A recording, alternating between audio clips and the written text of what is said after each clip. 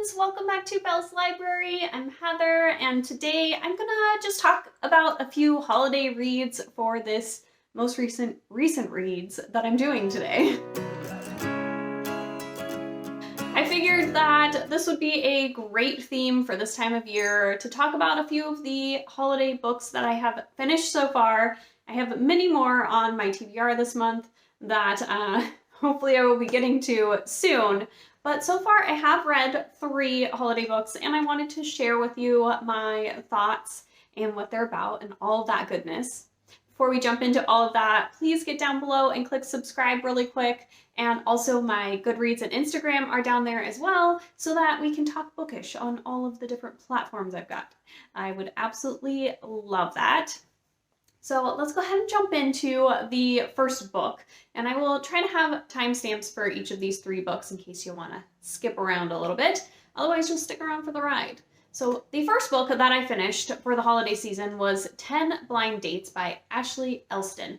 And this is one that I wanted to get to last year quite a bit and didn't get around to, and so I decided to jump right into this one this year.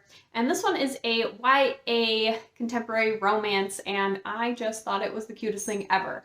We are following our main character, and her parents are going away to visit her sister for the Christmas holiday, and she convinces them to let her stay back home, and she'll just stay with her grandparents who live down 10-15 town next door. So she's gonna go to her grandparents, and her whole rest of her family goes there. Her aunts, her uncles, it's chaos, and she's got a ton of cousins, and so she convinces them to let her go there because she thinks she'll be able to get more time in with her boyfriend over the break, and they can have some time together.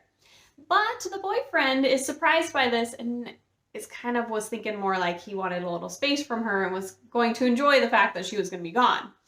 So her family, in attempts to try and cheer her up, say, let's all set you up on blind dates. So she gets set up on 10 blind dates leading up to Christmas, and I think a few days after Christmas too.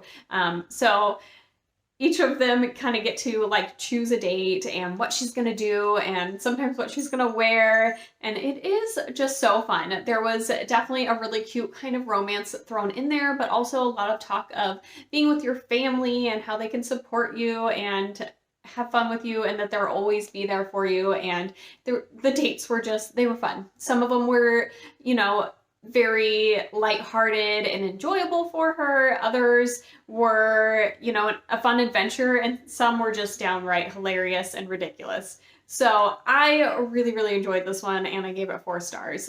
Definitely, I think, one of my favorite holiday reads actually that I've read. So I definitely really like this one. Next up, I'm going to be talking about Gloria by Jessica Lynch. This is a little bit shorter. It was only a little over 200 pages, and it's on Amazon.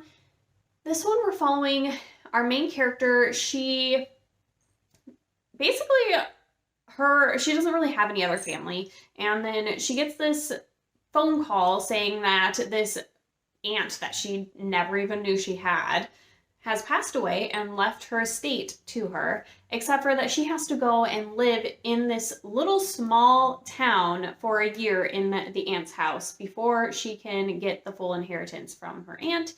And from after that year, she can sell the house, she can do whatever, and she can have the inheritance, but she does have to go out to the small town for a year. And this one kind of is set. She moves out there in December, and so she's getting into the Christmas season with the small town, and so that was kind of fun and cute, and there's a lot of fun characters, and her neighbor across the way is like a total Grinch. He does not do Christmas, he doesn't want to set up any decorations, nothing like that, but he's also wildly attractive, of course. So it's kind of their romance as well as a little bit of a Christmas scene in the small town. I think this one overall, it was a cute concept, but there was just no real depth or connection for me. I never really saw that they really had chemistry in any way that I felt. I just didn't feel like there was a lot more going on in the story that added to it. There just wasn't much for me to really grab onto and really enjoy. there was a little bit of a backstory with why our character did not like Christmas and kind of struggled with that, but it didn't quite do it for me. So this one was more like maybe a 2.5 star for me. It was cute, it was quick, I got through it, it was fun, but it just was lacking a little bit of that extra flavor that I wanted. And it didn't really have there's so much to do with a small town in Christmas time that can just build up an atmosphere of just special magical feeling for that time of year. And I just don't feel like it quite hit the nail on the head. So yeah, that's kind of how I'm feeling about that one. So let's go ahead and move into, wow, I'm flying through these right now. Let's move into our last one, which is The Matza Ball by Jean Meltzer. And this one's more of a Hanukkah / Christmas holiday read. So in this one, our main character is Jewish, but she adores Christmas. So she's got like an office full of Christmas Santas, and she has written like 20 Christmas novels. And so she's very into Christmas, but she hides it from her family and everybody because they can't know, because her dad is like a very world-known Jewish, is it pastor?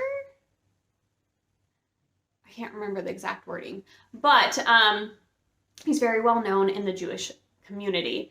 And so she doesn't want anybody to know that she's so into Christmas.